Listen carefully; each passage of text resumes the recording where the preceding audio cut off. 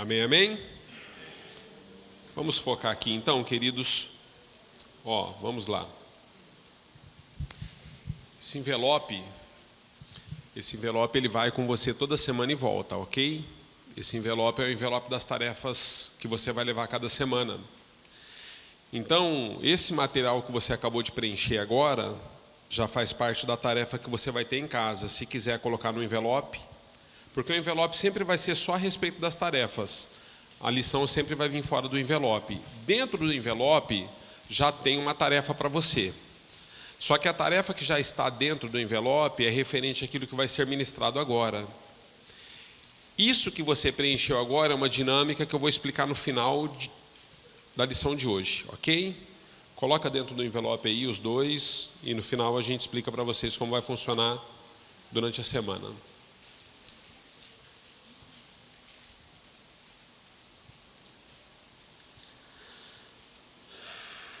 Graças a Deus. Galera, aperte os cintos. Nós vamos começar devagarinho, vamos ver se a gente consegue decolar. Tá? Como eu disse para vocês, agora é mais didática mesmo de ministração, então a gente vai estar lendo sobre o assunto. São assuntos pertinentes a questões que nós precisamos avaliar no relacionamento.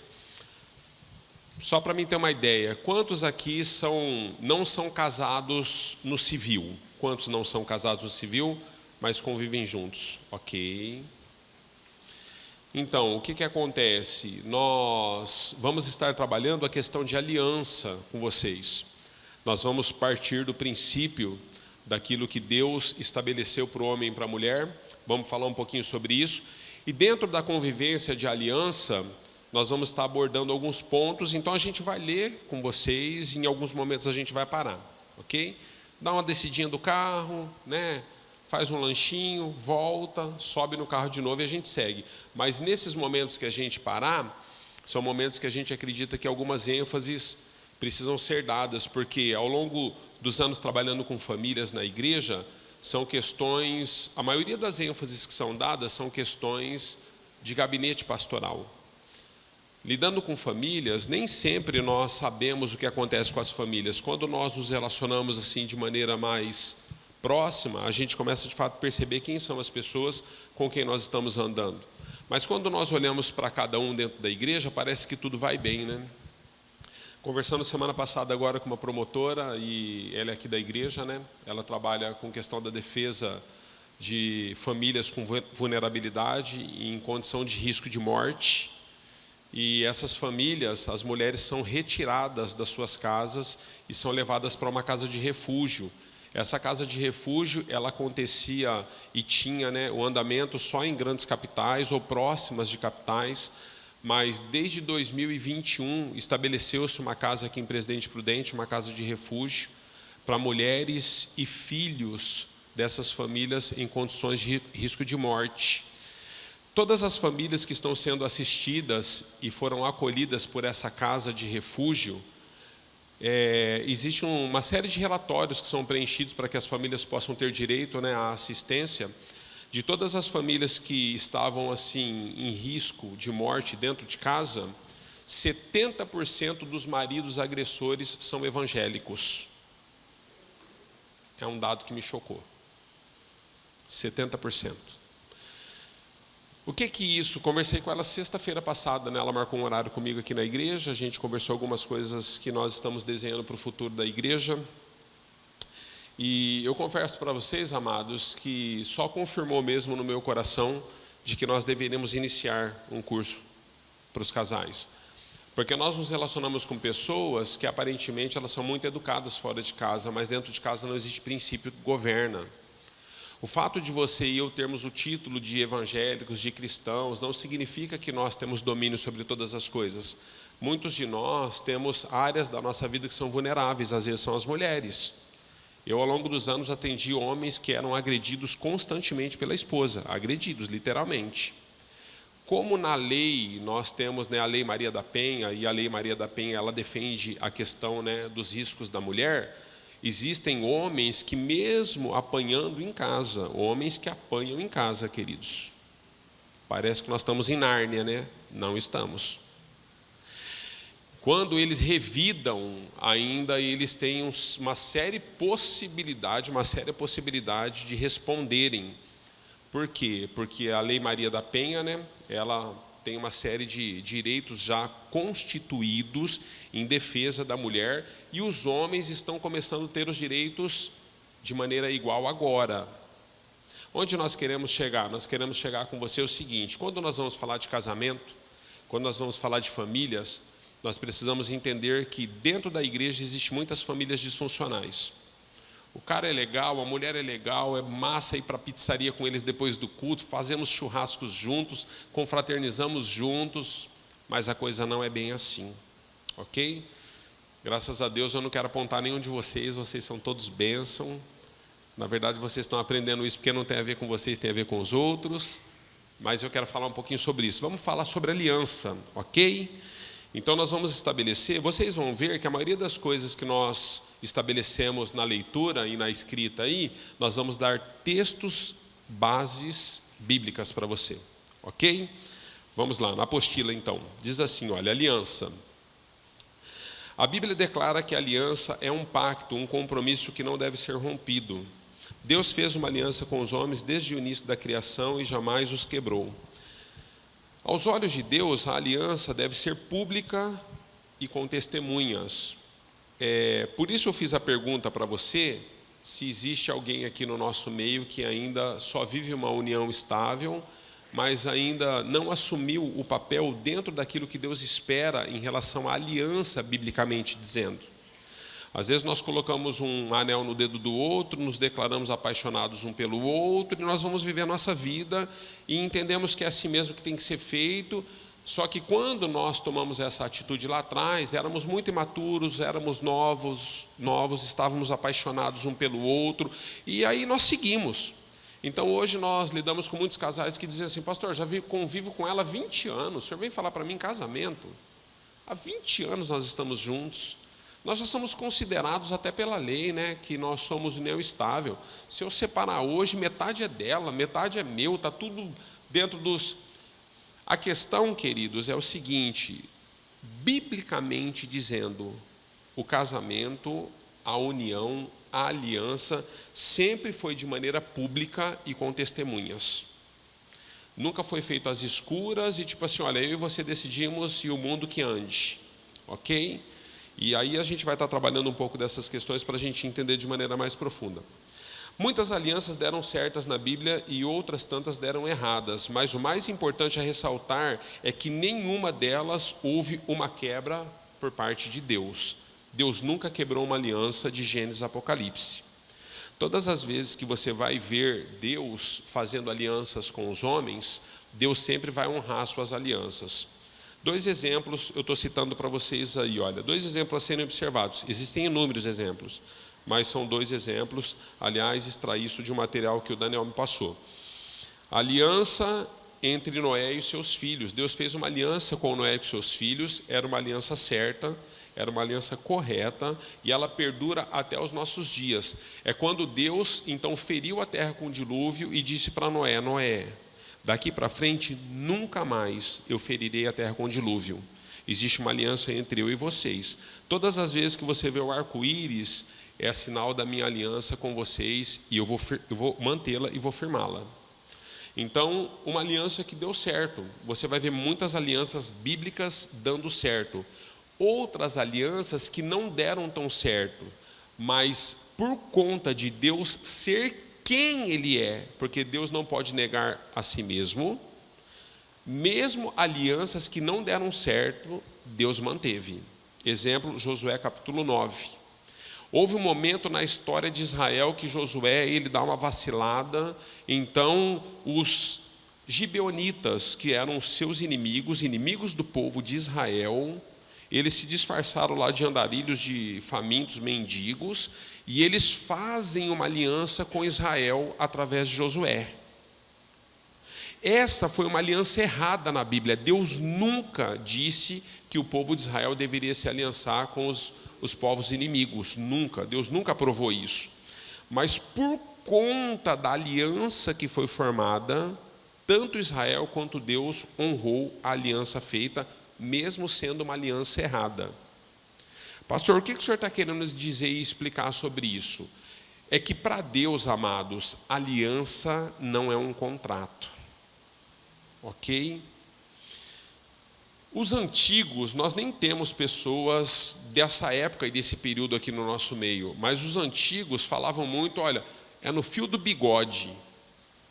As alianças antigas, amados, elas eram firmadas somente na palavra, nem precisava documentar. Deus, nós vamos entender isso, por quê? Porque nós precisamos entender o valor do relacionamento e da família aos olhos de Deus. Quando nós compreendermos a base e os fundamentos que isso traz, nós vamos entender que não deve ser qualquer gripe ou sorte de diferenças que temos que nos faz romper. Como pastor ao longo desses anos, tem sido cada dia mais difícil para nós, como líderes e ministros na casa de Deus, lidar com essa situação dentro das famílias. Por quê? Porque hoje todo mundo quer separar. E aí nós conversamos qual é a situação pela qual eles estão chegando à conclusão do divórcio, e eles dizem assim, pastor, há uma incompatibilidade de gênero entre nós. Ela gosta de coisas que eu não gosto, eu gosto de coisas que ela não gosta, então não existe aliança. Entende? Ah, pastor, mas o senhor iniciou falando para nós que existem famílias que chegam à condição de vulnerabilidade dentro da própria casa em relação à sua integridade física. Como nós fazemos? Vou falar sobre isso daqui a pouco. Alianças, elas devem ser mantidas em Deus, mas nós vamos entender que se existe uma compreensão tanto do marido quanto da mulher, uma casa nunca chega a uma condição dessa. E se chegar a uma condição dessa, então até que ponto nós devemos ser submissos um ao outro? Porque a Bíblia diz assim, ó, vós mulheres sejam submissas aos vossos maridos em tudo o quê? Você já foi ver na Bíblia o que está dizendo essa palavra no original, em tudo?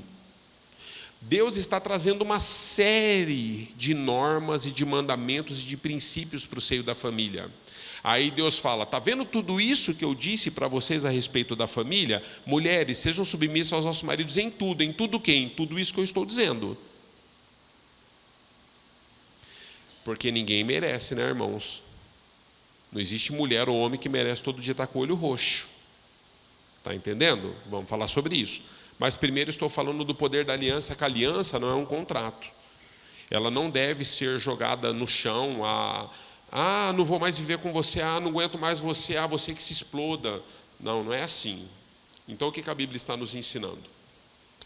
Vamos lá, na ótica divina, não se banaliza uma aliança e no matrimônio esse princípio deve ser observado de maneira bíblica. O casamento não pode ser vivido nem visto numa percepção contratual apenas. Ele é, antes de tudo, uma aliança estabelecida em propósitos eternos pelo próprio Deus.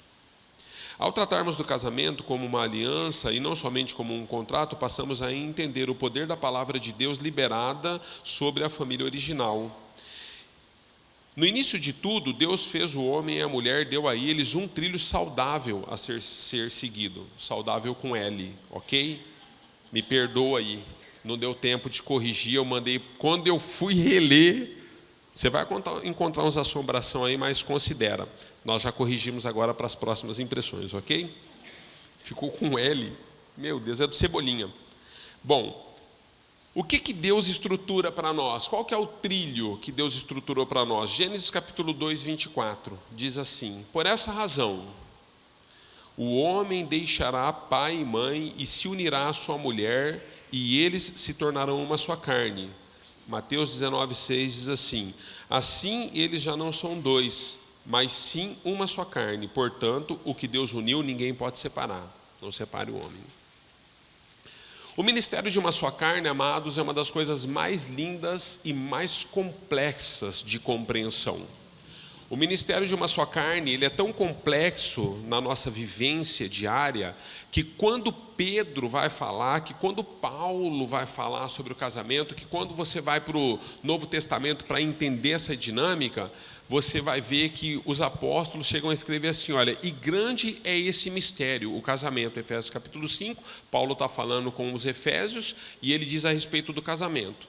Capítulo 5, ele descreve toda a narrativa de uma família segundo o coração de Deus, dos direitos do homem e deveres, dos direitos e deveres da mulher também. E daí ele chega a dizer, olha, grande é esse mistério, a união da mulher e do homem.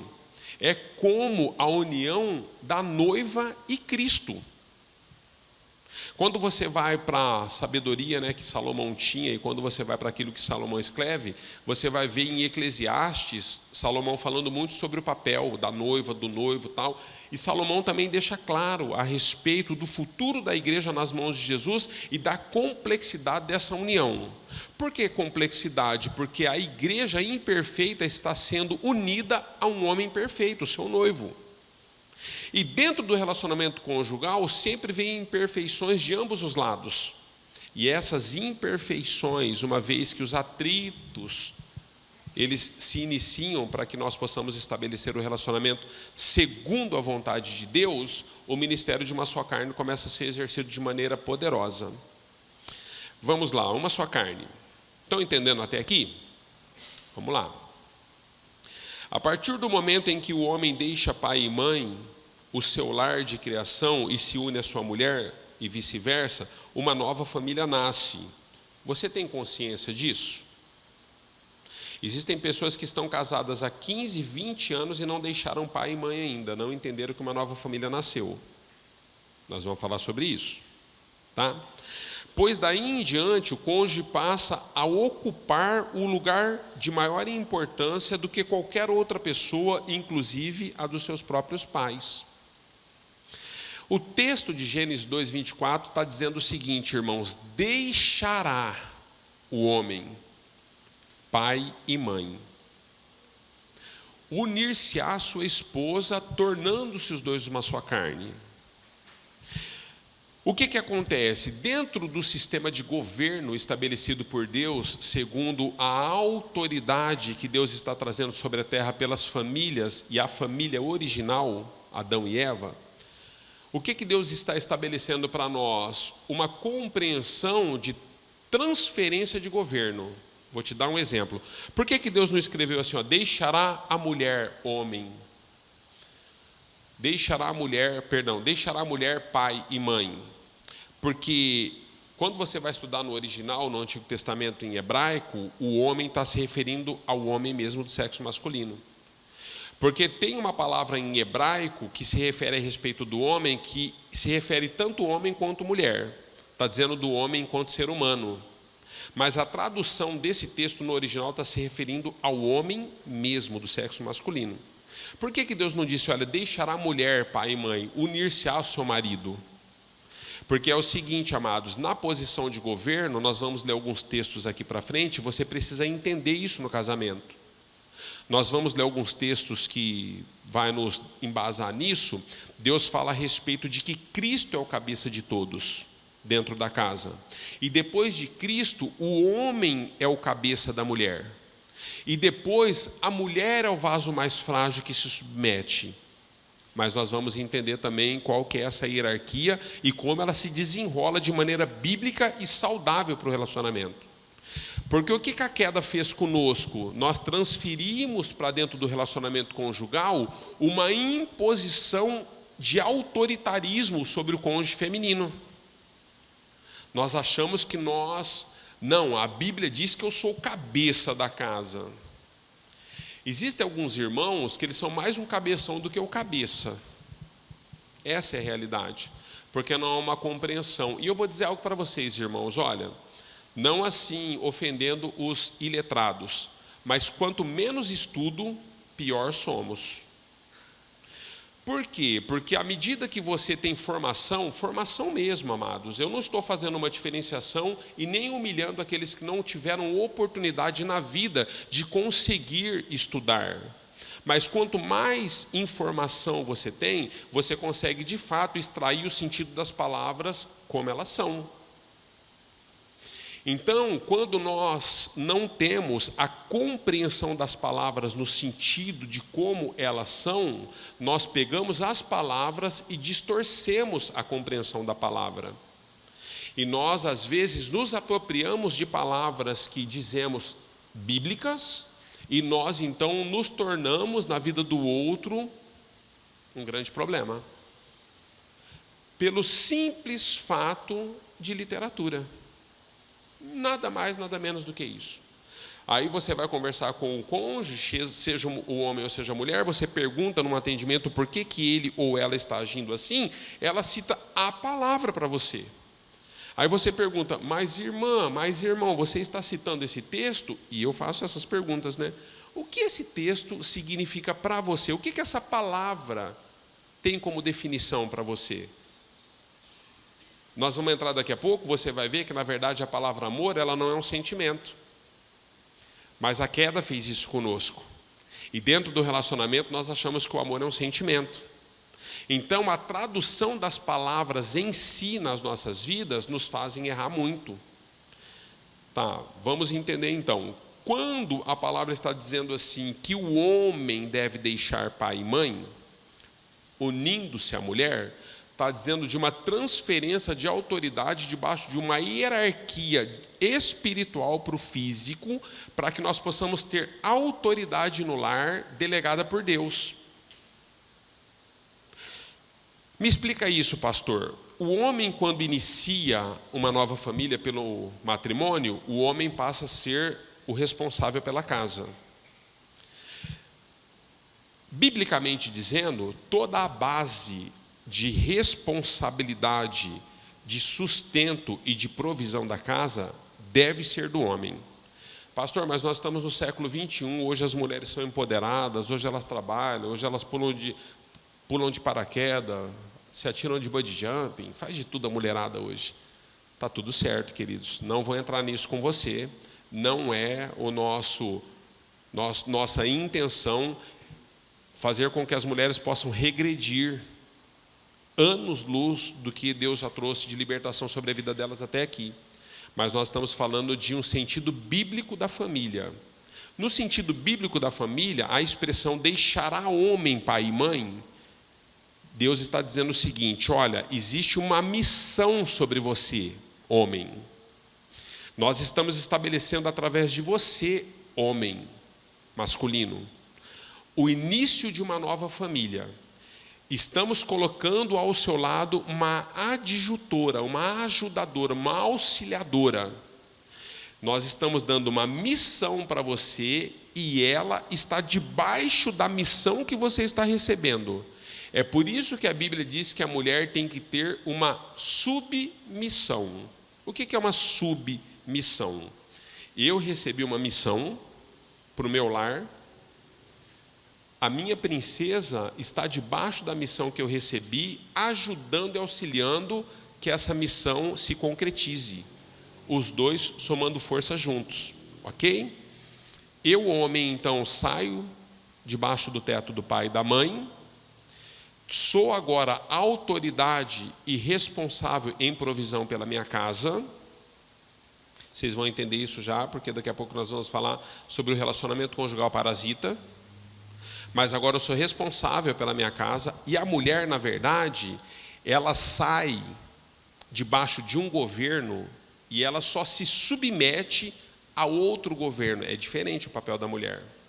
Vamos lá, mulherada, quando em casa, antes do casamento, vocês, pelo menos os que tiveram, né, as que tiveram, melhor dizendo, a oportunidade de ter uma família funcional. Irmãs que tiveram famílias em casa, que o pai, família como ela tem que ser, pai, mãe, irmãos. A mulher está debaixo da autoridade do pai. Quando ela sai de casa para casar-se, ela entra debaixo da autoridade do marido. A mulher, na verdade, ela muda de endereço, mas o princípio do governo segue o mesmo. A autoridade maior dentro da sua casa enquanto solteira é seu pai, filha, e a autoridade maior dentro da sua casa agora que casado é o seu marido, filha. Você sai debaixo de uma autoridade, de um governo, para se submeter a outra autoridade, outro governo, diferente do homem. O homem estava debaixo da autoridade do pai em casa, agora ele saiu, ele não está mais debaixo da autoridade do pai. Ele precisa fazer as coisas acontecerem. Agora ele é o responsável maior, ele é o mor. Ok? Então, esse princípio, quando ele não é bem compreendido, biblicamente dizendo, para o relacionamento conjugal, o que acontece conosco? Nós erramos muito no processo. abrimos muitas feridas. Abrimos feridas um no outro, não conseguimos entender e nós temos uma série de dificuldades nisso daí, ok? Ao se referir, apostila de novo, ao se referir deixar pai e mãe, o texto não se refere a cortar relações com os mesmos, nem desonrá-los. O texto quer tratar da construção de grau de prioridade na vida do novo casal. Existe uma construção agora de prioridade, ok? Por exemplo, ao deixar pai e mãe, nós não vamos virar as costas para os nossos pais. Você não vai deixar de atender sua mãe, você não vai deixar de atender seu pai, às vezes de socorrê-los, de auxiliá-los. Não é isso que a Bíblia está dizendo. Só que a Bíblia está dizendo o seguinte: você casou, não casou? O seu pai e sua mãe não podem estar acima do seu cônjuge. Os filhos não podem estar acima do seu cônjuge. Nós temos 2 filhos, um de 25 e um de 21. Lindos, mas comprometidos já.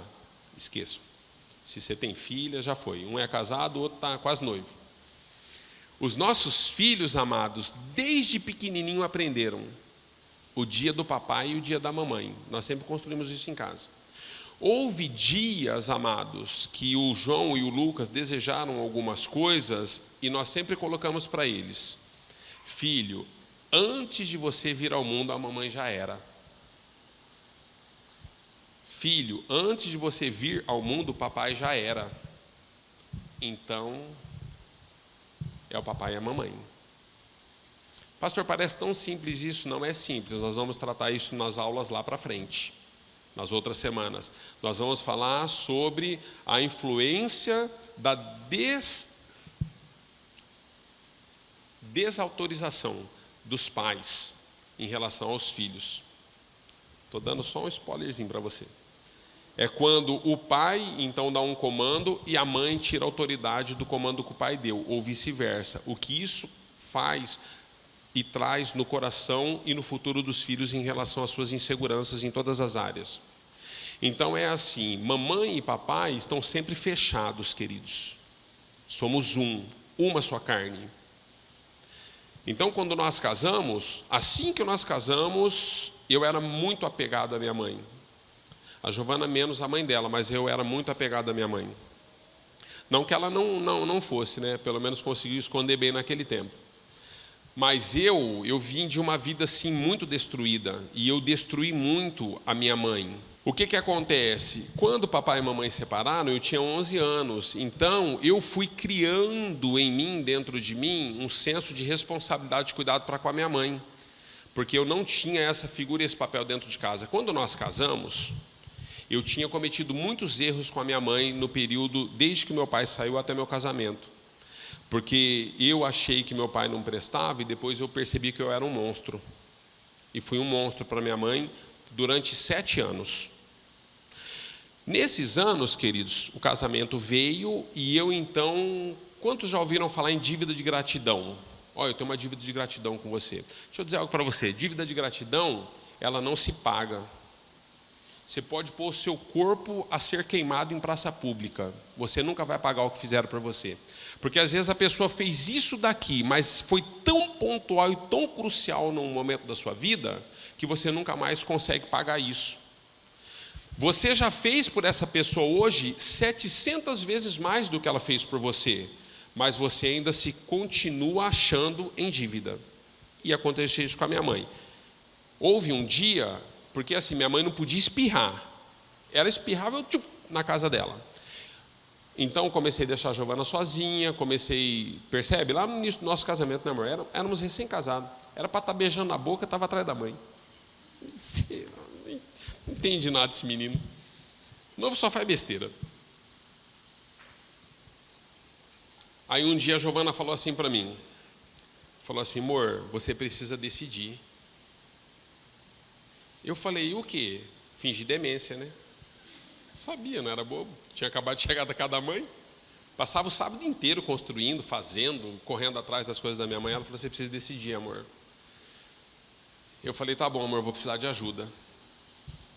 Fomos auxiliados, né? Os nossos pastores nos ajudaram na época. Chamei minha mãe, foi um parto. Né? Porque daí fica assim, você sempre vai ferir um lado, né, irmãos? Mas foi um divisor de águas para a nossa vida aquele dia como casal. Eu pude pegar todos esses contextos, não com toda essa profundidade, porque eu era recém-convertido, mas expliquei para minha mãe o grau de prioridade. Falei, mãe, não que eu queira, mas eu estou desobedecendo a palavra de Deus, então a gente precisa refazer o relacionamento. Então não significa que deixar pai e mãe você vai desonrar. Eu nunca desonrei minha mãe, mas eu tive que tratar disso no relacionamento. Sabe, amados, muitos de nós, essa semana mesmo que passou, nós estávamos em algum lugar, um casal começou a conversar conosco, estávamos no lanche, domingo depois do culto.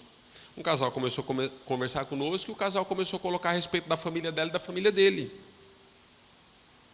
Entendeu? Na percepção dele, não, mas a minha mãe. Na percepção dela, mas a minha mãe. E aí o que eu percebi? Na verdade, nós cometemos muitos erros assim. Estou trazendo para os pais, né? Quero dizer para você que os filhos fazem esse papel também. Existem mulheres que depois que tiveram filhos, o marido nunca mais a teve de fato de verdade. Não conseguiram entender o princípio da aliança conjugal. Então, amados, o casamento, ele não é um contrato. O casamento é uma aliança. E a aliança do casamento traz um ministério chamado Ministério de uma Só Carne. E essa fusão de nos tornarmos um, nós precisamos de fato entender onde nós estamos errando no processo. Pastor, mas ela me ama, eu me amo, a gente se dá super bem e tal.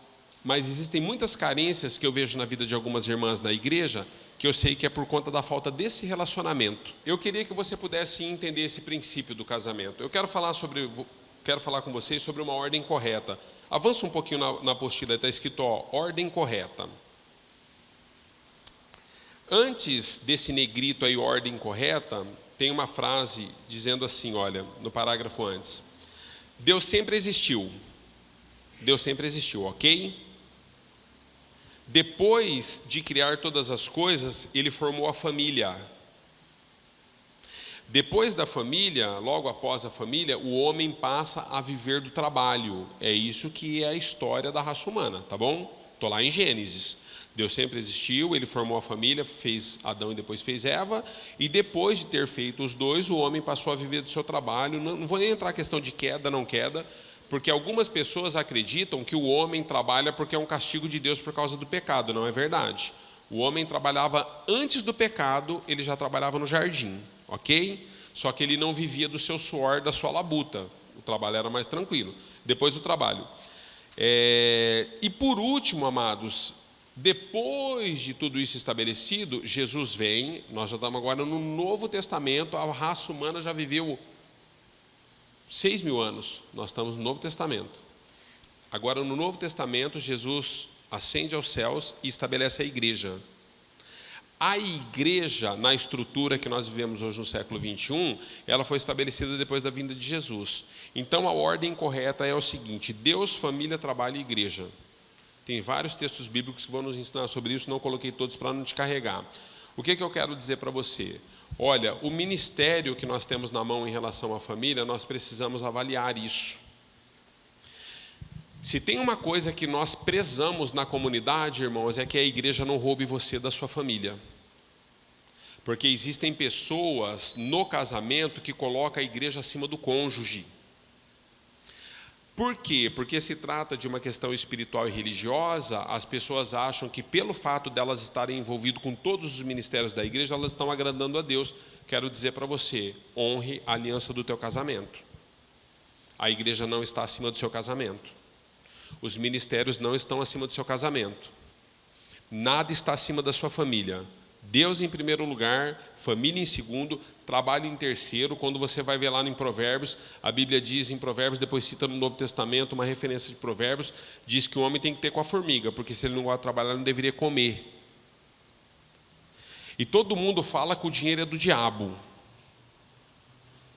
Deixa ele faltar para você ver o que é do diabo. Fica sem dinheiro em casa. Quer ver mulher endemoniar, é um homem sem dinheiro. Você não sabe do que você chama aquilo, se é tranca-rua, se é rucunha, se é gabiroto, pé redondo, alguma coisa vai chamar. Você vai falar, o pé redondo está na minha casa. Deixa acabar o dinheiro lá. Ah, o dinheiro é do inferno. O dinheiro não é do inferno, não, irmãos. Do inferno é o coração nele, ok? Então é assim, olha, trabalhe. Nós vamos entender isso em relação ao nosso relacionamento conjugal. Todas as vezes que as ordens elas são invertidas, é só uma questão de tempo para que os problemas passem a determinar a falência do relacionamento. Após o casamento é preciso termos a consciência que a quebra dos laços emocionais doentios e de dependências severas e afetivas, principalmente com os nossos pais, elas devem ser quebradas. Deixa eu dizer para você, isso aqui é outra coisa, olha. Você traz muitas coisas da sua infância, do seu passado, dos seus pais, dependências, sabe, irmãos? Nós temos dependências emocionais. Pessoas, pastor, é porque eu sou fleumático, ela é colérica. Pô, pastor, ele é sanguíneo. Irmãos, esquece isso. Não tem a ver com personalidade isso daqui. Isso daqui, quando você vai de fato se aprofundar, não dá tempo, ok? Mas a gente está colocando aqui, são assim, resumos de questões de anos, de estudos, tanto da ciência, quanto da psicologia, quanto dos textos bíblicos. Você vai ver que não tem a ver com personalidade isso. Não é porque você é sanguíneo, você é fleumático, você é colérico, você não é nada disso, você é melancólico. Tem a ver o seguinte, nós trazemos para dentro do relacionamento feridas não resolvidas. E nós temos uma dependência emocional que reproduzimos isso em todos os relacionamentos. E quem é a pessoa que mais sofre? Quem está perto. Eu convivo com algumas pessoas na igreja que só de conviver, eu falo com a Giovana, eu falo, amor, ali é doente, hein? Meu Deus, nós precisamos de uma graça divina sobre a vida dessa pessoa. Porque você vê, sai pelos poros o grito. Grito de rejeição, de autocomiseração, de coisas não resolvidas, de autoritarismo, de papéis trocados. Uma das piores coisas que existe dentro do relacionamento são papéis trocados. Não vai dar tempo de falar, vai ser uma outra aula. Um dia eu queria falar com vocês só sobre papéis, amados. O papel do homem e o papel da mulher dentro do relacionamento na vida conjugal. Feridas não resolvidas, amados, nós trazemos para dentro do relacionamento e nós então machucamos, ferimos, acabamos com a vida do outro.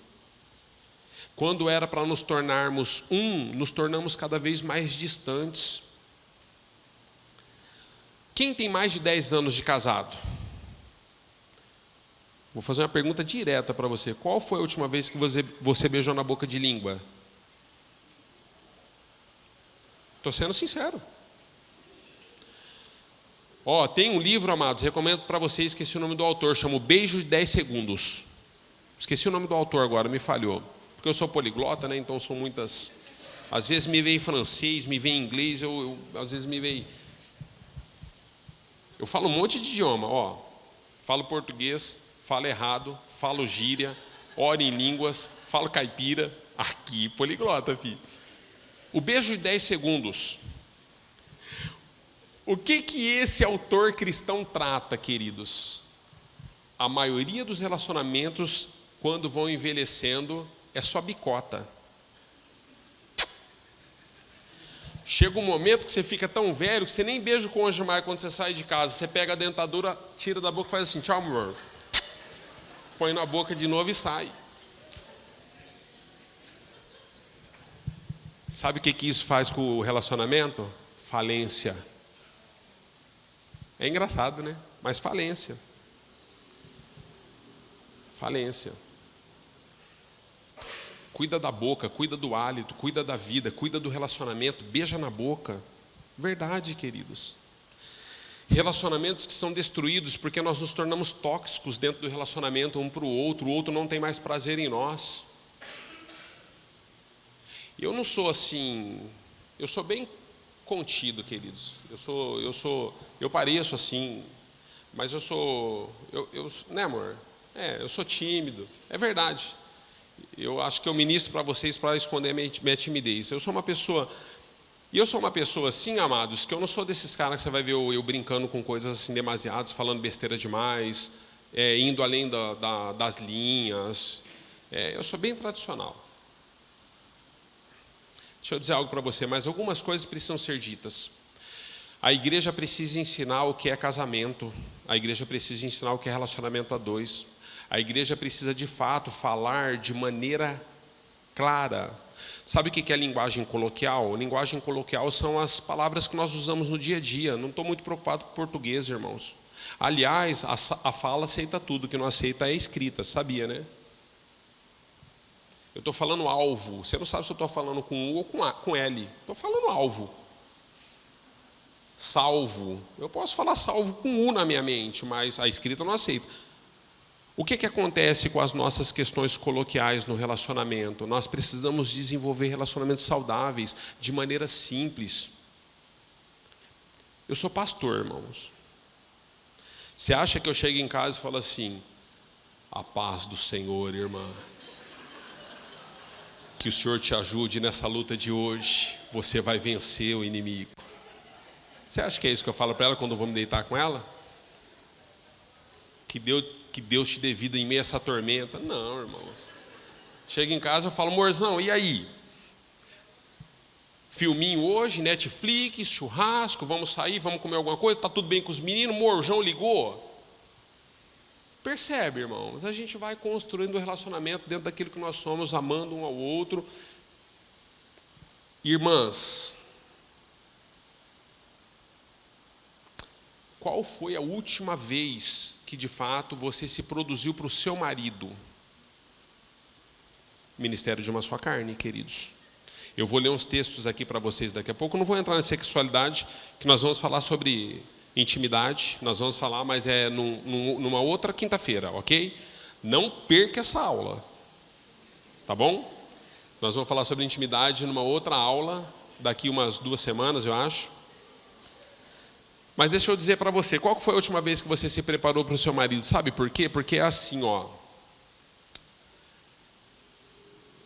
Mulher nunca se arruma para o homem, ela sempre se arruma para outra. Irmãos, eu não tenho medo de dizer isso, que Deus colhe meus 2 pés no chão que eu não saia mais daqui. Mulher não se arruma para o marido, ela se arruma para outra, toda vez. Me prova, pastor, te provo. Qualquer lugarzinho que a gente vai, eu falo assim: mamãe, nós estamos indo no espetinho, filha. Eu estou de chinelo de havaiana, estou de férias. E ela está aqui com aquele negocinho no cílio, assim, ó. Aí, irmãos, a Giovana é uma benção. Melhorou muito, conversamos muito sobre isso, né, amor? Eu vou poder testemunhar para vocês algumas coisas a respeito da nossa intimidade durante o curso, irmãos. Eu e a Giovana sentamos um dia, há uns 15 anos atrás, 17 anos atrás. Perguntamos um para o outro tudo que feria um ao outro no relacionamento íntimo conjugal. Do sexo a palavras e atitudes. Abrimos o coração um com o outro. Mas tudo que você pensar, das coisas mais escabrosas dos nossos sentimentos do ser caído, às coisas mais espirituais de transformação que Deus trouxe sobre nós. Conversamos de tudo. Fazem uns 17, 18 anos. Meu casamento é uma bênção. Uma bênção. O seu é também, eu creio, mas vai melhorar. Porque nós estamos, num trilho. Então deixa eu dizer para você, quando você chega em casa da festa que você foi com a sua esposa, quando você chega em casa, quando você vai naquelas formaturas, naqueles casamentos, você olha para a sua mulher assim, você não cansa de olhar para ela enquanto ela está lá. Enquanto ela está se preparando para ir, você fala: meu Deus, eu não acredito que eu casei com esse avião. Que espetáculo. Quando chega em casa, aí parece tipo assim, parece a Emília. Aí vai tirando assim, tira os cílios, joga, aí tira não sei o que e joga, aí tira não sei o que e joga, aí você fica dando uma olhada naquilo assim, você fica esperando a sua vez, né, irmão? Ninguém é bobo, né? Todo mundo gosta, né? De ter um tempo com a esposa, pegar ela bem arrumada para ele. Todo mundo gosta, queridos. Aí ela vai tirando tudo, aí tira o salto que ela ficou bonita, porque você sabe, a mulher fica bonita quando ela fica assim, né? Aí ela fica assim, ela já... Não que ela fique inferior, né, irmão? Mas muda. Aí daqui a pouco você fala assim: miserável, vai acontecer tudo de novo. Porque o homem cria expectativa, o bicho é... O homem é desalinhado, irmãos. Aí daqui a pouco ela sai do quarto assim, já está com aquela camiseta de dormir, aquele negócio que já vem escovando o dente, passando aquele negócio assim que só sai com thinner, vai passando assim na cara assim. Aí sabe o que sobra para o marido? Sobra para o marido deitar com aquele negócio ali. Não é fácil não, irmãos. Sabe por que não é fácil, filho? Porque é o seguinte, elas não se dão o luxo de tirar tudo. Fica um negócio meio aqui, termina lá na nuca assim, ó. Aí eu olho aquilo e falei, essa mulher está de frente ou ela está de costa? Porque eu já não sei mais onde é o lado, irmão, da face. Ok. Aí a gente faz isso uma vez, mulherada, você faz isso com seu marido uma vez, 2 vezes, tá? Eu estou com 28 anos agora, vai fazer de casado. Tem noção do que é um marido, ou uma esposa, ou um casal, às vezes criar expectativas, e aí você conversa uma vez, 2 vezes, a Giovana não faz mais, irmão. Eu estou contando porque eu sei que isso aqui é o ápice do que acontece nos relacionamentos. É o ápice. É o ápice porque os maridos criam expectativas, e a mulher sempre se arruma para o outro, mas ela não se arruma para o marido. Então a pergunta que eu estou te fazendo para contar isso aqui, irmã, qual foi o último dia que você se arrumou para ele? Que de fato você esqueceu aquela camisa lá do deputado estadual que você votou nele? Em favor do seu marido? Meu, é para ele. Bom, Thomas Adams, ele afirmou o seguinte: assim como pela criação Deus de um fez 2, porque de Adão ele fez Eva, né? Assim como pela criação Deus de um fez 2, pelo casamento de 2 ele fez 1. Afirmação linda, né? De Adão, Deus fez Eva. Agora, do casamento dos 2, ele faz 1. Essa afirmação ela é poderosa. E, ao mesmo tempo, não significa que um dos 2 seja anulado, mas que existem papéis bem definidos na união, uma vez bem estabelecida. Amados, quando Deus faz de nós um, Deus está querendo dizer o seguinte: eu não me vejo mais sem a Giovana. Eu já não sei mais onde ela começa e eu termino, e vice-versa. É real isso daí. É real. Eu fico longe da Giovana, a Giovana sabe disso. Ela também de mim, ela mais de mim do que eu dela. A gente fica longe um do outro. Melhor fase do relacionamento conjugal, quando o marido sai de casa, a mulher fica triste. E quando ele volta, ela se alegra. Mas sabe, aí, aleluia, irmão. Deus é bom. Sabe qual que é a fase mais difícil do relacionamento? É quando o marido sai de casa, a mulher se alegra. E quando ele volta, ela fica triste. Porque o cara já chega dando uma bica no cachorro, que não deu certo no serviço, o cara é um ogro. Nós precisamos construir, queridos. Por isso que a mulherada sai para trabalhar. Não aguenta, irmão, não aguenta. Na visão bíblica, no matrimônio, o homem recebe uma missão e a mulher uma submissão. Eu coloquei os textos aí, já falei isso para vocês, ok? A missão do marido está lá em Efésios capítulo 5, verso 25, texto do nosso casamento, convite de casamento, né? Aquela época era em papel de pão ainda, né, amor? E a missão da mulher, queridos, está em Efésios 5, 22, está aí, tá bom? Não vou nem ler com você, porque eu já citei, você pode ler em casa. Casamentos fracassam pelo simples fato de ignorarem a missão de cada um no individual em favor do coletivo. Nós ignoramos a missão no individual em favor do coletivo e não sabemos porque temos problemas. Por exemplo, o que é a minha missão no individual se eu sou uma mulher, pastor? É entender o seguinte: o homem pensa diferente de você, e o homem, ele precisa entrar na caixa do nada. Todo mundo já deve ter ouvido isso aí do pastor Cláudio Duarte um dia. O que é a caixa do nada, irmãos? Eu tenho um problema cognitivo, irmãos. Chega a ser cognitivo. A maioria dos homens sofrem com esse problema. E a gente não faz isso para desprezá-las. E aí eu fui conversando com a Giovana, fazendo que ela pudesse entender qual que era a minha deficiência. Ela respeitou a minha deficiência ao longo desses últimos anos de casamento. Nosso casamento hoje é 300 vezes melhor. E aí ela me também colocou e me posicionou de como deveria ser depois desse tempo que eu preciso, como eu deveria atuar com ela. Então é assim, irmãos, literalmente. Nós estamos com uma igreja crescendo. Nós temos aqui aproximadamente 500 famílias entre manhã e noite nos cultos. Existem dias, irmãos, que eu entro para atendimentos aqui, existem dias que eu não almoço. Porque quando a semana está muito corrida, eu concentro os atendimentos num dia só. Porque geralmente eu faço atendimentos em dias diferentes, mas aí eu já sei que na semana eu vou ter outros afazeres com a estrutura da igreja, aí eu falo, amor, vou concentrar tudo para tal dia. Quando eu concentro tudo para tal dia, às vezes os atendimentos dão problema. Às vezes você pega um problema que é maior do que o que você esperava, você não consegue fazer em 40 minutos, 1 hora. E aí um come 20 minutos, outro come 20 minutos do outro come outro. Irmãos, tem dias que eu saio daqui 7h30 da noite sem ter comido. Você acha que eu chego em casa dando risada? Não sou psicólogo, sou pastor. Eu chego em casa, irmãos, é assim, olha, é problema cognitivo, porque eu não consigo concentração, eu não consigo entender nada, eu não consigo mais raciocinar, eu não consigo nada. Então eu chego, só que o que nós combinamos? Eu chegava de cara fechada, parece que o problema era ela. Ela falava, tá com um problema comigo, amor? Eu falei, você vai me perguntar isso de novo? Eu não aguentava mais explicar, irmão, que não era com ela. Mas ela não conseguia entender a minha explicação. Por que ela não conseguia? Pelo simples fato de cada um não fazer a sua missão no individual para que o coletivo fosse abençoado. E aí um dia nós sentamos, eu expliquei, eu falei, amor, olha, chega, me dá. Hoje, irmãos, antes de sair de casa, com todo o erro ortográfico que você está vendo aí, hoje eu não parei nem para dar joia. Quando a gente foi vir para cá hoje, era 19 horas, eu falei, amor, eu precisava de 15 minutos com a luz apagada, com a porta fechada. Mas não vou ter hoje e vou renunciar a isso, porque não dá tempo, eu tenho que ir para a igreja.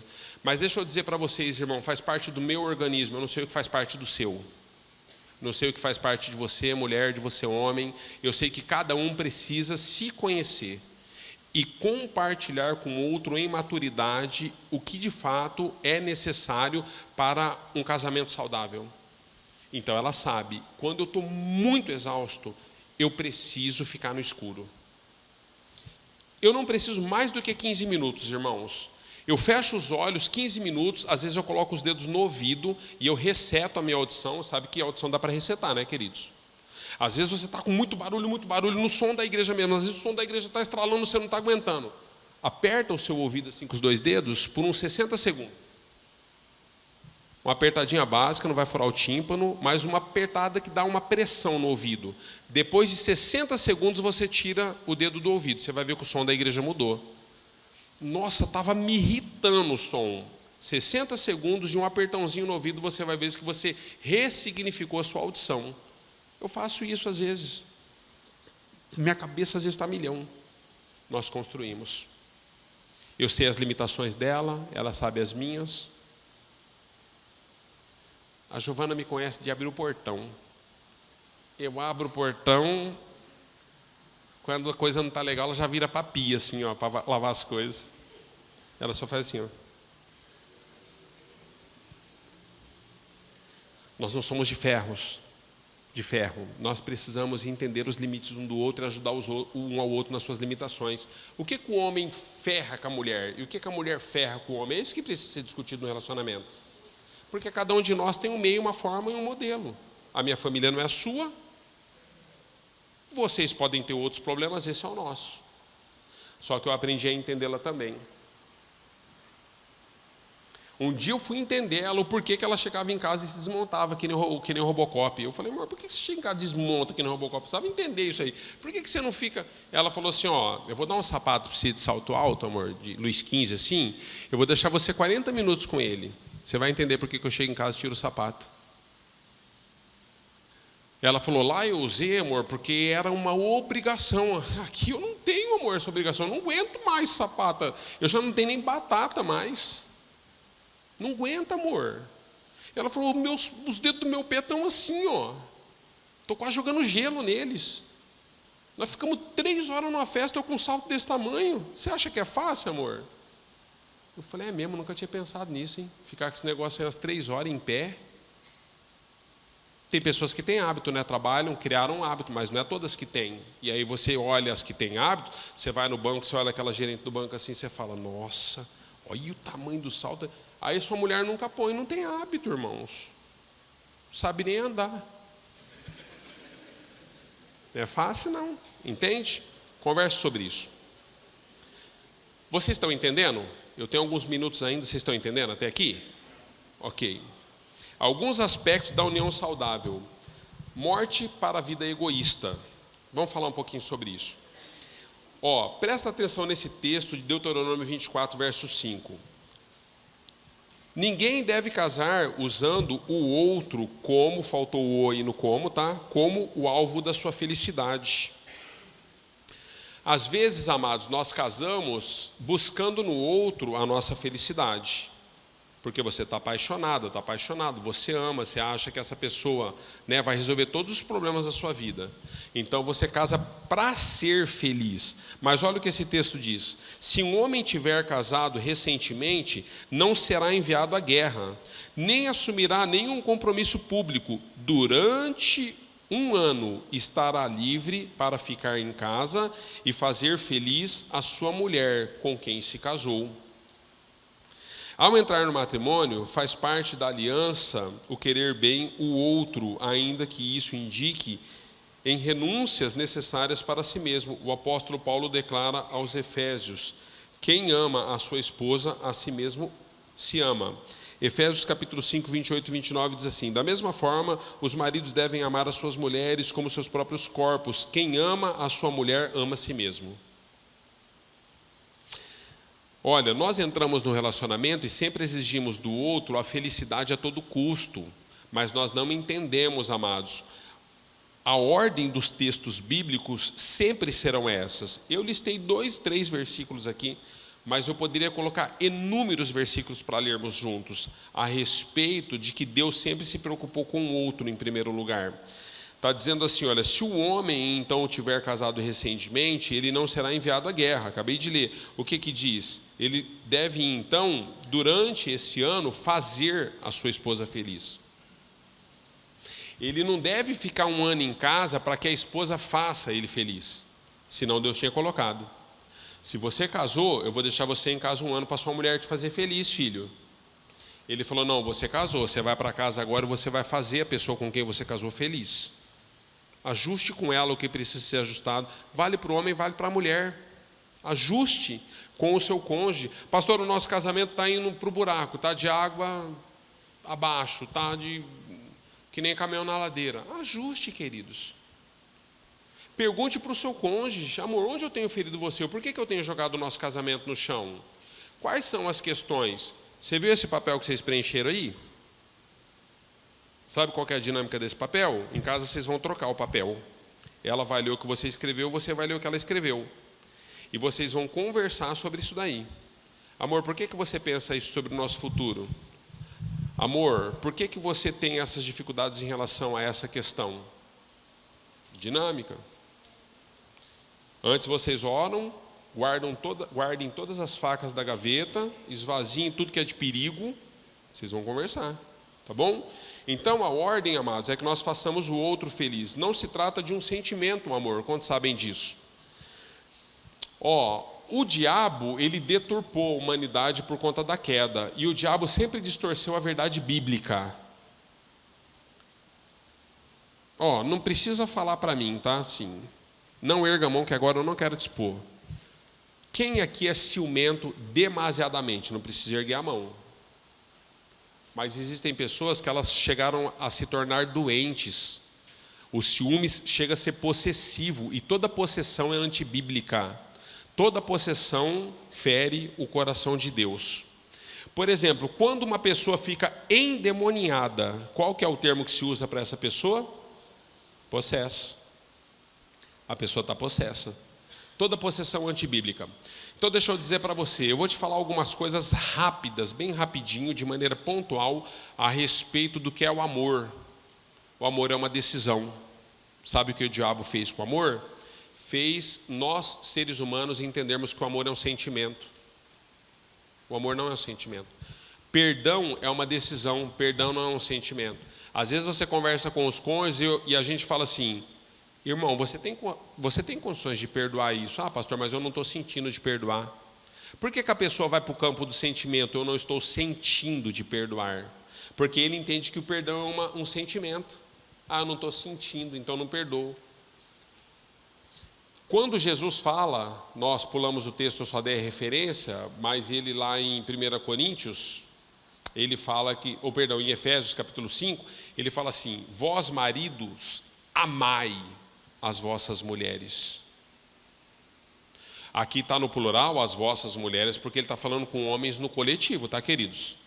Né? Aqui você vai ter poligamia, que você vai ter 5, 6 mulheres. Ou fui no curso lá, o pastor falou que eu posso amar as minhas mulheres, aqui, ó, que eu falei isso. Ele está falando com os homens no coletivo. Maridos, amai as vossas mulheres, assim como Cristo amou a igreja e por ela se entregou. Deixa eu dizer para você, você acredita que Jesus amou a igreja por sentimento ou por decisão? Decisão, queridos. João 3,16, Deus amou o mundo de tal maneira que deu seu Filho unigênito para todo aquele que nele crê não pereça, mas tenha vida eterna. É uma decisão, Deus decidiu amar a humanidade. Você vai encontrar a tradução da palavra amor em 3 sentidos. Por quê? Porque um dia a gente vai falar sobre isso, tá bom? Mas vai falar sobre o amor eros, sobre o amor ágape e sobre o amor filéu. Textos bíblicos, no original. O amor eros é o amor do homem para com a mulher. É o amor que a gente se relaciona na intimidade sexual. É a paixão, é a atração, é aquele negócio assim que nos junta. Amor ágape é um amor incondicional, é o amor de Deus para com a humanidade. O homem não tem esse amor e não tem condição de tê-lo. O homem esforça-se a um amor incondicional, mas o amor do homem é condicionado. Por que ele é condicionado? Me prova, pastor, te provo. Qualquer um desses caras aqui que mexer com a sua mulher, você vai em cima dele, porque o seu amor é condicional. Se alguém mexer nas suas coisas, você vai em cima dele. Amor é condicional. E o que é o amor filéu? É o amor de mãe para filho, de filho para pai, de filho para mãe. É o amor que traz o relacionamento familiar, ok? Então o amor é uma decisão, amados. Nós precisamos decidir se de fato a pessoa com quem nós temos uma aliança com ela, se nós vamos amá-la mesmo ou não. Se eu decidir que eu vou amá-la, eu preciso me comprometer com tudo o que a Bíblia diz a respeito do relacionamento matrimonial. E o que a Bíblia diz? Por exemplo, ciúmes obsessivo, ciúmes desequilibrado. Ciúmes não é pecado ter, sabia, queridos? A Bíblia diz que Deus tem ciúmes dos seus. Só que Deus tem equilíbrio em relação ao que Ele sente. Nós nos tornamos às vezes possessivos. Por que entra um ciúmes possessivo no relacionamento? Por conta de uma coisa chamada quebra de princípios. Ah, pastor, esse cara é infiel, mas você foi infiel no relacionamento. Eu não conhecia, não importa, irmãos. O fato de nós conhecermos ou não conhecermos não muda quem Deus é. Então deixa eu dizer algo para você. A Bíblia diz assim, ó, Bíblia, sexo antes do casamento é pecado. Ponto. Deus não tem problema com sexo. Quando você casa, você convida pessoas para ir no seu casamento, ok? Se a pessoa estiver bem, o que ela vai levar para você? Uma lembrança, um presente, se ela tiver em condições. Todo mundo leva um presente no seu casamento, tendo condições. Qual que foi o presente de Deus para o seu casamento? O sexo. Logo antes do casamento, Deus nem chama de presente, Ele chama de fornicação. Ele diz que o sexo antes do casamento é pecado. Então nós, por não conhecermos a palavra, outros, mesmo conhecendo a palavra, quebraram o princípio e tiveram intimidade sexual e têm e mantêm a intimidade sexual, às vezes mesmo conhecendo a palavra. Aí entra no casamento e depois começa toda sorte de ciúmes, dissensões, inseguranças, infidelidade. Aí você vai para os atendimentos nas salas pastorais e você fala assim, pastor, esse homem é infiel, ele está me traindo, ele está adulterando, pastor. Sabe qual que é a pergunta que nós deveríamos responder? Eu também não adulterei com o meu noivo? Porque se nós somos cristãos nascidos de novo hoje, nós, em um momento da nossa vida, adulteramos, porque nós traímos o nosso noivo. Nós cometemos sexo antes do casamento, nós erramos antes do casamento, e hoje nós desejamos lealdade. Você quer lealdade sendo que você foi infiel? Ah, pastor, mas depois que nos convertemos, tudo não é apagado? É. A Bíblia diz que Deus perdoa o homem do pecado, mas não livra ele das consequências. Existem consequências que, pela misericórdia de Deus, talvez você não as enfrente, mas não significa que não pode enfrentá-las. Plantou infidelidade, colhe infidelidade. Dentro dos relacionamentos, nós temos muitos relacionamentos possessivos, por quebras de princípios. Mesmo não sendo cristãos, quebramos muitos princípios, e hoje nós temos uma formação de caráter.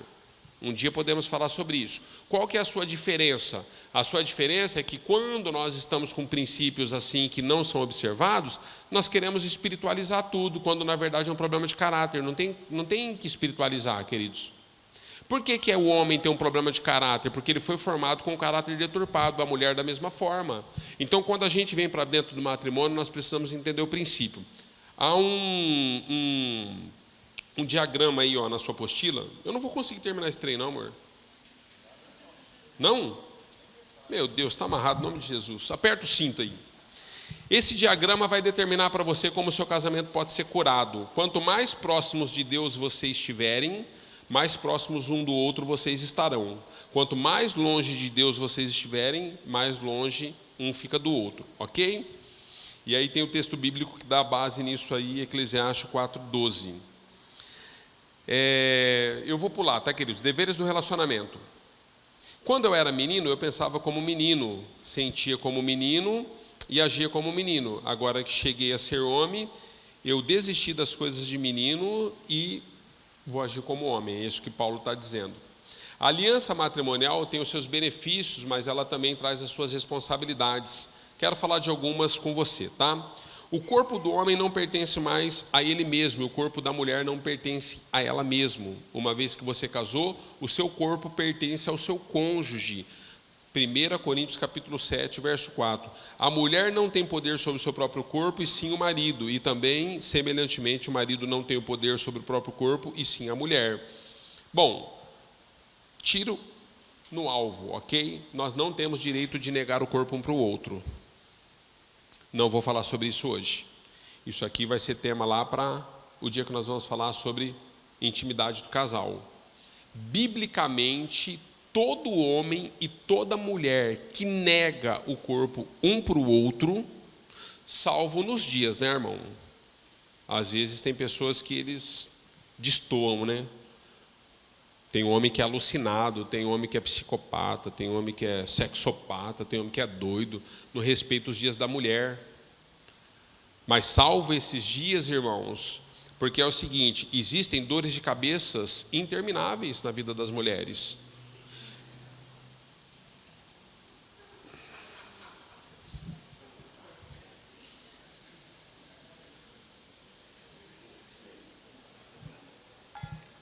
No dia de intimidade, nós vamos falar de amor e vamos falar de sexo. Biblicamente, sem errarmos, biblicamente. O que é a responsabilidade matrimonial naquilo que se diz intimidade do casal? Porque a Bíblia trata, amados, desse texto como o sexo em manutenção. Essa é a palavra. Existe a manutenção do relacionamento. Vou ficar entrando nisso, a gente vai perder, né? Vou deixar isso aí lá para outra aula, você vai entender. Vou te dar texto bíblico, não é comigo que você tem que ficar bravo. Casamos com a mentalidade errada e buscamos no outro, então, a realização dos nossos próprios sonhos. Quando nós agimos assim, nós somos duas pulgas sem nenhum cachorro. Esse é o problema do relacionamento, tá bom? A maior dificuldade do relacionamento é quando só tem pulga e não tem cachorro para chupar o sangue. Eles vão se degladiar. Você vai ter o texto aí e o autor da frase. João capítulo 13, versos 4 e 5 diz assim: levantou-se da ceia e ele foi servir os seus com uma toalha no ombro e com uma bacia nas mãos. No relacionamento conjugal, amados, nós precisamos entender que o nosso dever sempre é ter o outro em mira. Nós nos casamos para servir o outro. Pastor, mas ela é difícil. Por que você não viu antes de casar, filho? Você sabia, irmão, a psicologia, ela trabalha isso. Tem algum psicólogo aqui? Alguma psicóloga? Ok. A psicologia, ela estuda isso. Quando nós casamos, só potencializa quem somos. Ah, pastor, eu vou casar, ele vai melhorar. Qual que é o problema dele? Não, ele agride a mãe, mas ele me ama. Só isso ele faz? Ele agride a mãe? Vai casar que você vai melhorar? Passa uns dias, ela aqui, ó, saquinho de gelo no gabinete pastoral. Ô pastor, o senhor pode ter um horário aí? Gelo no olho, certeza. Só potencializa, queridos. Por quê? Porque, na verdade, no relacionamento íntimo, real e pessoal, nós colocamos para fora o que nós temos de mais podre. Casamento, presta atenção nisso. A maior escola do caráter de um ser humano, biblicamente dizendo, a maior escola do caráter de um ser humano é o casamento. Ok? Tá bom, então nós devemos entender que a responsabilidade é servir o outro. Vamos precisar pular. Bênção ou maldição o casamento? Pastor, o casamento ele traz bênção, traz maldição, qual que é?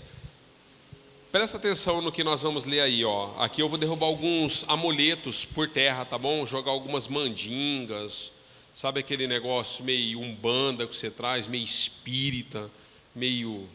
Nós vamos jogar todos esses amuletos fora, presta atenção.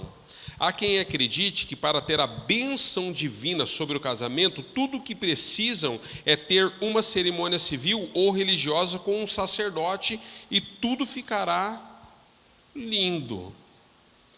Você acha de fato, amados, que o fato de um sacerdote, de um pastor, de um padre, de alguém dar uma bênção para você, agora você vai ser feliz? É aí que está a bênção do seu casamento? É aí que está a prosperidade da sua família? Você acha que é por conta de alguns rituais que você cumpre, humanamente dizendo, a bênção está aí? Não está, queridos, não está. A grande realidade é que o que atrai ou afasta a bênção divina em nossas vidas é o fato de como honramos ou desonramos a aliança que contraímos perante o Senhor, perante o cônjuge, perante as testemunhas. O texto está aí embaixo. Esse texto de Salmo 103, 17 e 18 fala isso. Você quebra os princípios e acha que pelo fato do pastor ter ungido você, ter feito a sua cerimônia porque você fez dentro da igreja, ou numa chácara que você escolheu, amor, eu ouço muito isso, irmãos, de pessoas que são amaziadas, pessoas, usa esse termo ainda, amor? Estou ficando velho, né? União estável, né? De pessoas em união estável, elas dizem assim, pastor, nosso casamento está uma tormenta, mas é porque nós não somos casados. O senhor não dá a bênção lá para nós? Tudo vai resolver. Não vai, queridos. Não vai. O que resolve é você e eu trazermos para dentro do relacionamento os princípios bíblicos divinos. Divórcio virtual. Estou tentando acabar, amor, acho que vai dar tempo, hein? Eu tenho 3 minutos. Divórcio virtual. O que diz lá? Ó? No capítulo 2, verso 16 de Malaquias, o Senhor diz que eu odeio o divórcio, diz o Senhor, o Deus de Israel, e o homem que se cobre de violência como se cobre de roupas, diz o Senhor dos exércitos. Por isso, tenham bom senso, não sejam infiéis. Ó, algumas traduções usam a palavra repúdio ao invés de divórcio. Algumas traduções bíblicas, você vai ler assim, olha, eu odeio o repúdio, é quando os homens repudiavam as suas mulheres, mandavam elas embora. Quando você vai para a cultura bíblica, irmãos, você vai ver que homens mandavam a mulher embora porque ela não cozinhava bem, porque ele não gostava do feijão que ela fazia. Era motivo para, olha, casei, não quero mais, não gostei do feijão que ela faz, vai embora. Aí Deus começa a dizer, olha, eu odeio o divórcio, porque vocês não estão entendendo que o casamento é uma aliança. Aí Deus começa a corrigir todas essas coisas. É importante enfatizar esse texto, porque o contexto desse texto, muitos casais mandam o outro embora por questões de nada, de nada. Eu não quero entrar se você está no segundo, no terceiro, no quarto, no quinto casamento, tá bom? O que eu quero dizer para você? Existe um texto bíblico. Se você de fato é fiel à palavra do Senhor no momento em que você está, agora você continue da maneira que está. Se você não conseguiu dar certo no primeiro, no segundo, no terceiro, eu não sou juiz, não sou advogado, muito menos investigador. Estou aqui tentando pastorear a igreja. Então eu quero dizer para você, não tem problemas. O que Deus está dizendo? Você agora então deve cuidar do que você tem.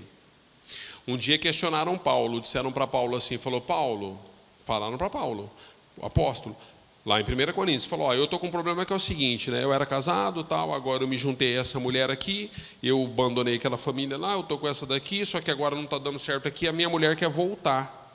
Questionaram Paulo. Sabe o que Paulo falou? Paulo falou o seguinte, olha, se vocês estão casados, vocês permaneçam como vocês estão agora. Não adianta você voltar agora para trás e agora destruir a família que você está.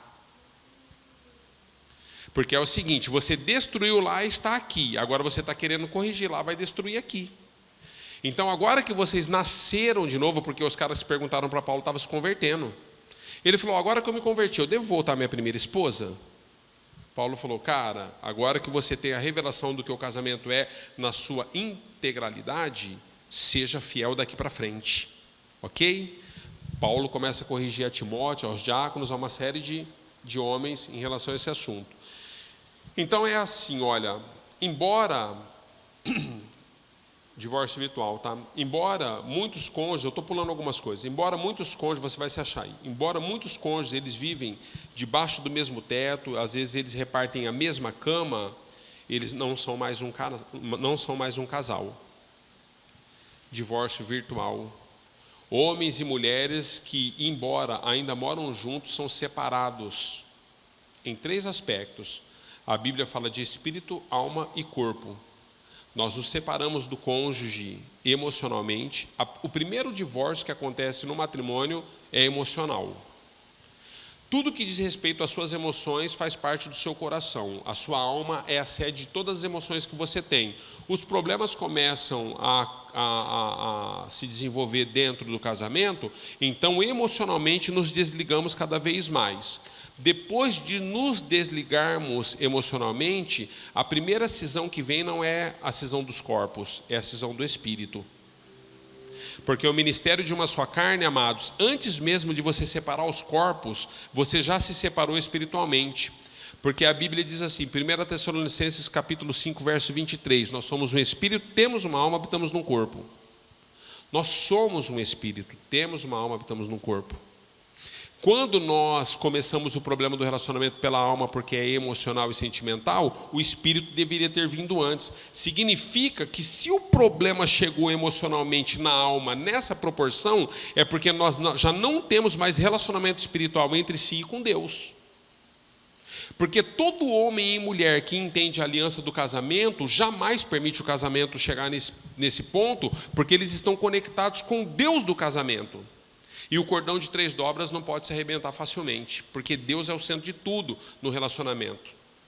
Então, quando você agora se separa emocionalmente, é porque espiritualmente já não existe mais relacionamento entre vocês no mundo espiritual. E aí, o último ponto, vocês se separam, vocês não, né? O casal, porque vocês estão juntos, graças a Deus, aleluia, glória a Deus. O casal se separa de corpos, mas para todo mundo eles seguem juntos. A Bíblia chama isso de divórcio. Ela não usa com esse termo, né? Mas a Bíblia trata sobre esse assunto. É um divórcio virtual, queridos. Por que um divórcio virtual? Porque convivem junto, têm os filhos, é aparência. Não são mais um do outro, não tem mais nada em comum, e aí as coisas vão de água abaixo. O que nós precisamos? De um milagre. Como o milagre acontece, pastor? Quebrantando-nos diante do Senhor. Pai, restaura a minha vida. Onde eu errei com essa mulher? Senhor, restaura a minha vida onde eu errei com o meu marido. Eu não quero seguir separado dele, eu não quero seguir separado dela. Nós precisamos rever isso para que um teto de bronze não se feche sobre as nossas cabeças. Isaías nos fala sobre isso. Vosso pecado faz separação entre vós e o vosso Deus. E por conta, Paulo ele diz o seguinte, homem e mulher, marido e mulher, capítulo 7, 1 Coríntios, homem e mulher, não se separem, não se distanciem de corpos. Se vocês forem fazer isso um dia por motivo de abstinência em jejum, ele está querendo dizer o seguinte, se um dia vocês decidirem conversar um com o outro e falar assim, amor, vamos fazer um jejum de intimidade sexual por um tempo, porque eu estou buscando algo de Deus, eu preciso de uma direção, Paulo está dizendo, se você for fazer isso um dia em comum acordo com o seu cônjuge, não faça por muito tempo, para que você não coloque a sua vida em perigo e a vida do seu cônjuge também. Existem casais que a última vez que beijou na boca ainda tinha dente. Não tem casamento que resiste, irmãos. Não tem casamento que resiste, porque é uma quebra de princípio. Estão separados virtualmente dentro de casa, são estranhos.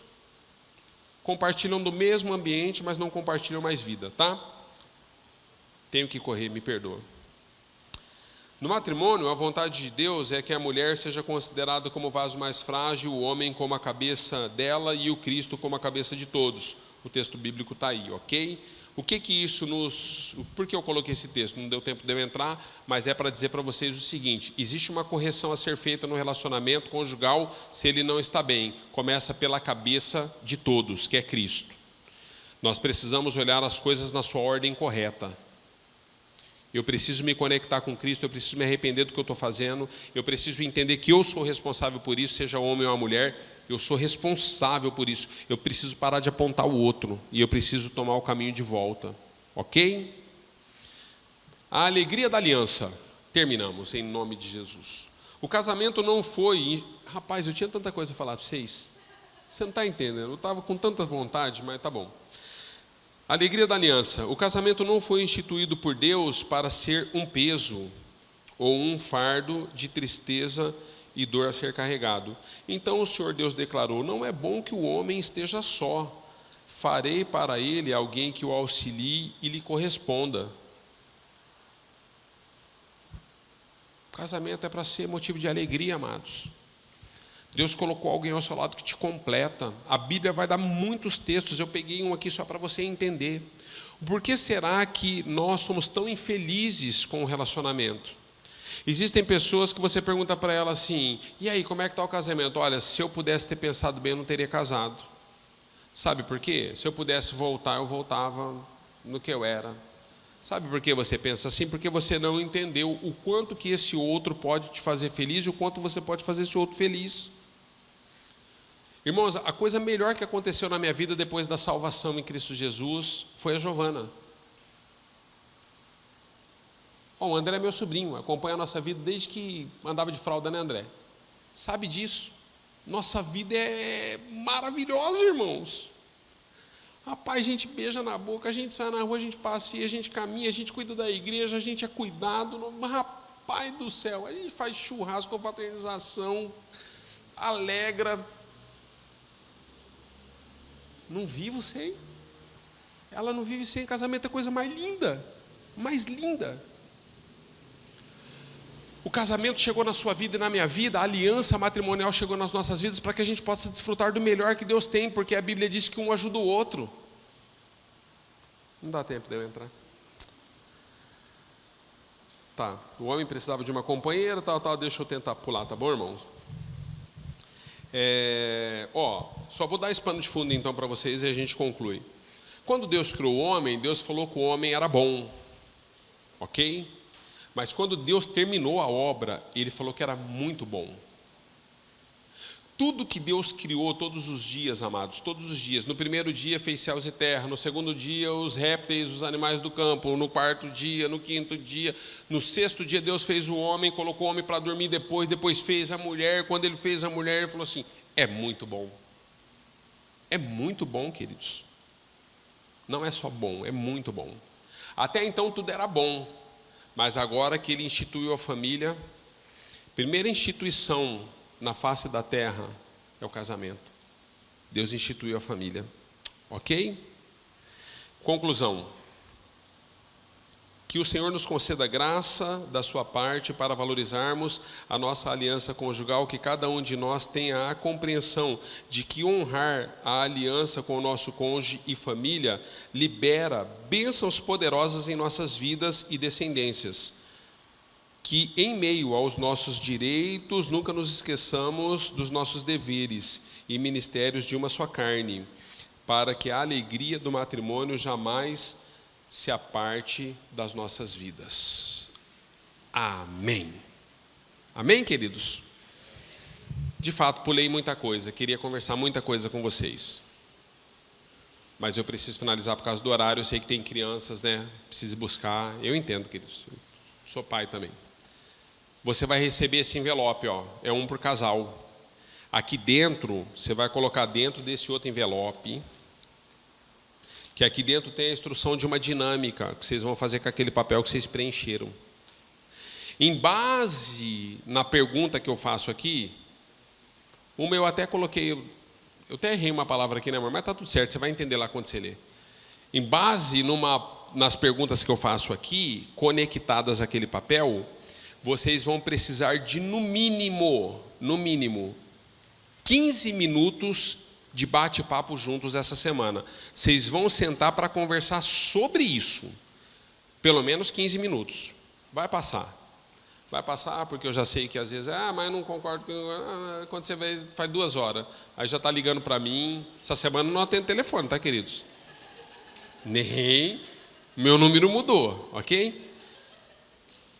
Essa dinâmica do envelopinho azul, queridos, essa dinâmica é dos papéis que vocês preencheram. Mas não se esqueça que dentro do envelope tem 5 questões a respeito do texto que nós ministramos aqui.